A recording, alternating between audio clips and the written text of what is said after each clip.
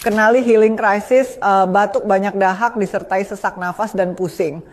Ini adalah reaksi alami tubuh ketika dahak mati dan darah yang tersumbat di bronkus, trakea, tenggorokan, dan paru-paru dikeluarkan.